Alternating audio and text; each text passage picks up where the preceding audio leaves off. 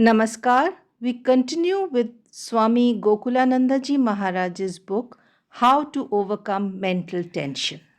The chapter that we are doing right now is Strength Through Willpower. So far in this chapter, Maharaj has discussed how it is possible to develop willpower and what willpower really is. Today he says, while discussing the efficacy of developing willpower, I would like to quote Swami Vivekananda. In soul stirring words, he once said, stand up, be bold and strong. Know that you are the creator of your own destiny. All the strength and the succor you need is within you. It is a very inspiring message. It tells us in no uncertain terms that we should have tremendous faith in ourselves.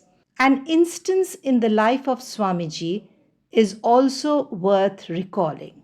About a week before Swamiji passed away, one of his disciples came to him. He was Sharat Chandra Chakraborty. He was in a very restless frame of mind, and in an agitated manner he came rushing to his guru at Belur Mutt.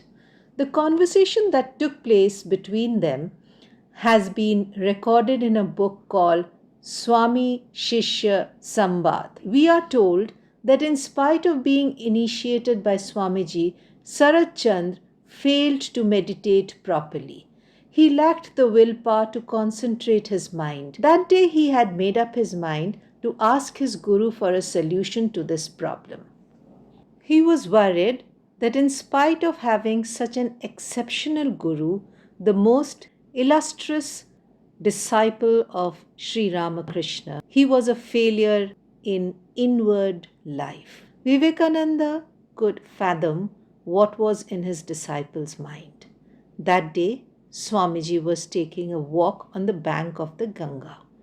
In those days, there was no big temple dedicated to Sri Ramakrishna or Holy Mother at Belur Mutt. There was only Vivekananda's quarters, monastery, and kitchen. In such a place, when Swamiji was walking, his disciple approached him with his problem. As soon as Sharat Chand saluted Swamiji, the latter knew the reason for this visit and told him not to say anything at that time. Instead, Swamiji asked his beloved disciple to meet him in his room after the evening aarti. They would then be alone and could find a solution to the problem in peace. Naturally, the disciple was overjoyed to get this assurance from his guru. He would get an opportunity to have his guru absolutely to himself, which is a rare privilege for a disciple. Sharat Chandra then went to the old temple and attended the aarti. After that, he silently went to Swamiji's room and found his guru absorbed in deep meditation. He thought that it was a great privilege to see Swamiji in such a state. He should not unload his mind or disturb his guru at such a moment. Silently, he took his position in one corner of the room and sat observing Swamiji. After some time, Vivekananda opened his eyes and looked very compassionately at his beloved disciple. He wanted to give his disciple an opportunity to serve him. He asked for a glass of water. The disciple was happy to do this small service for the Guru. Then he thought he would get the chance to put his question to Swamiji. Before he could put his thoughts into words, Swamiji himself said, "My son, today I had deep meditation." That was Sharat Chand's question too. He said, "Maharaj, I have come with that same question. You are my Guru and you have given me the Maha Mantra. In spite of that, however much I try, I find that my limitations and shortcomings surface and I fail miserably to meditate. Will this rare human birth go in vain? I have taken refuge in you. You had deep concentration of mind today.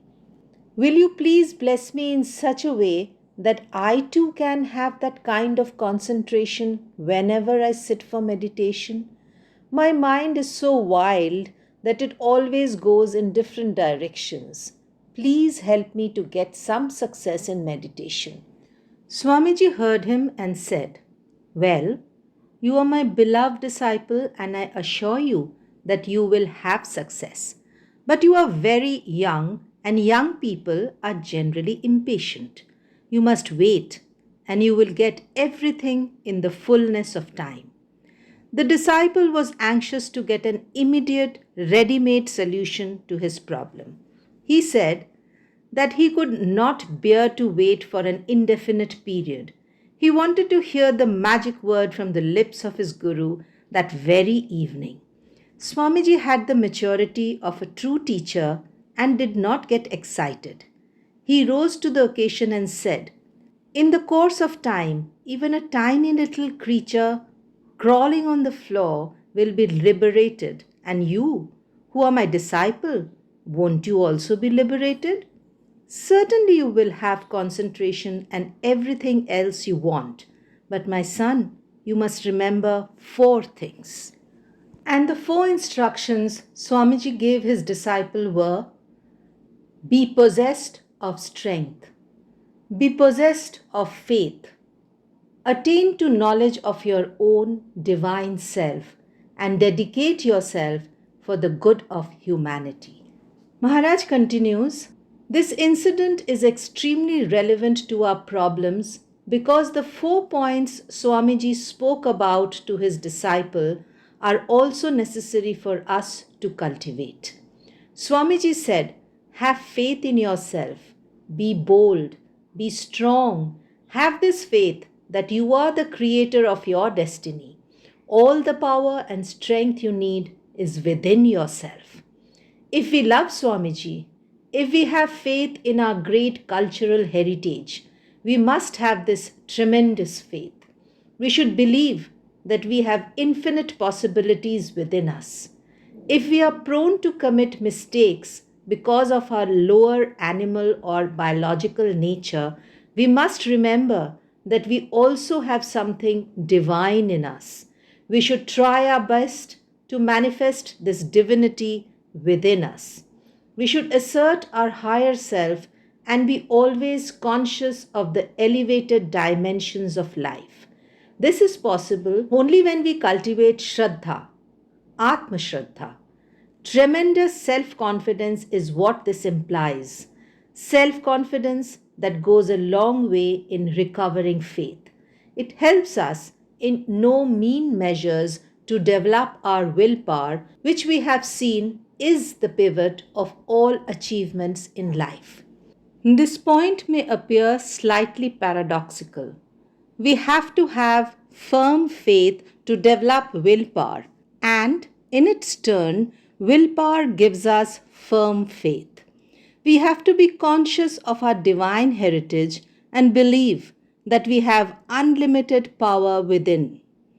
We have to tap the source of power within and cultivate the attitude that we are not tiny little creatures breaking down at the smallest provocation. We are the children of immortal bliss. All power is invested in us. Once we come to have this faith, we will be able to manifest, in the real sense of the term, tremendous power that is inside us. Thereby, we will be successful in developing willpower. Of course, all this follows only if we develop willpower with the help of Swamiji's assurance. You are the children of immortal bliss. Who says you are sinners? Forget about your past mistakes. The next step is to develop love for our intrinsic divine nature. The more love we develop towards the truth of our real being, the more will we succeed in developing willpower or Ichha Shakti. A question may be asked that whether it will be possible to develop willpower overnight. The answer is no. We may have to pass through long periods of tremendous struggle. No success is possible without working hard for it, and there is no joy in achieving success without effort. We must, therefore, prepare for a tremendous struggle.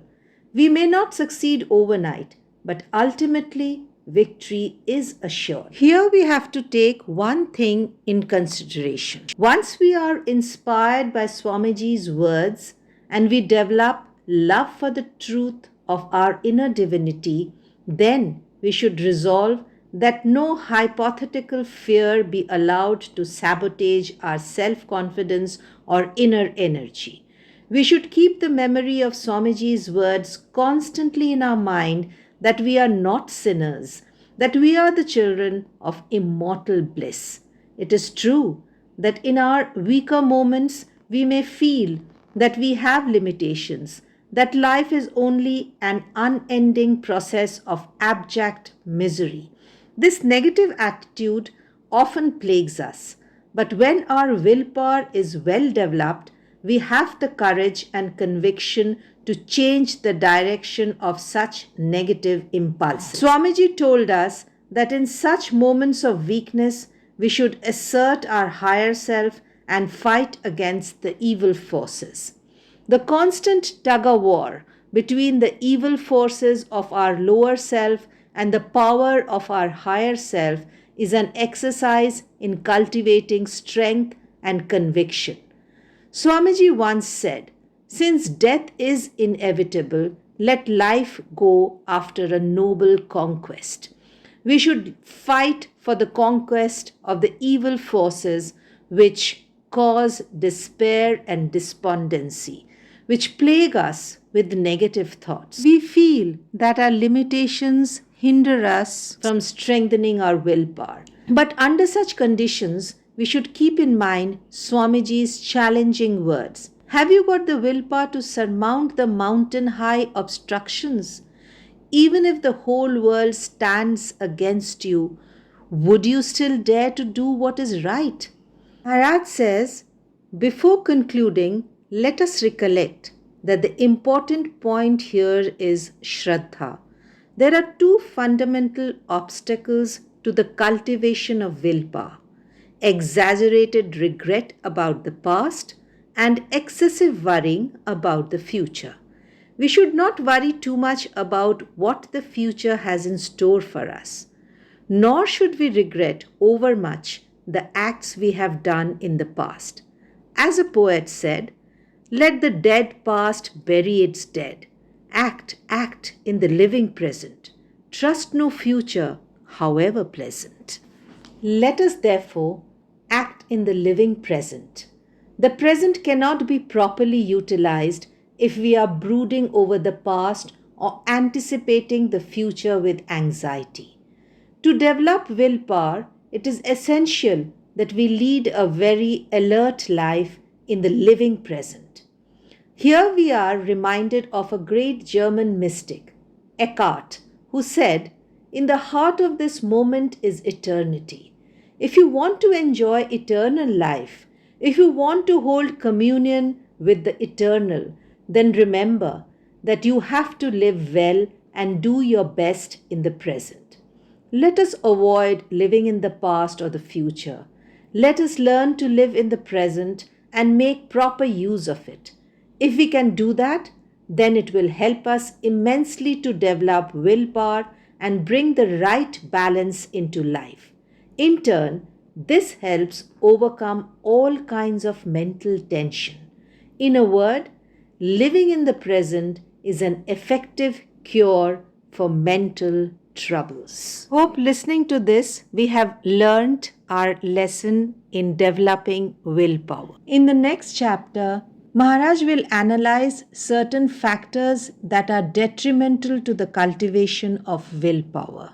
For more like this, stay tuned to Devakshar, like and share the videos, and do subscribe to our channel. Thank you so much for being with us.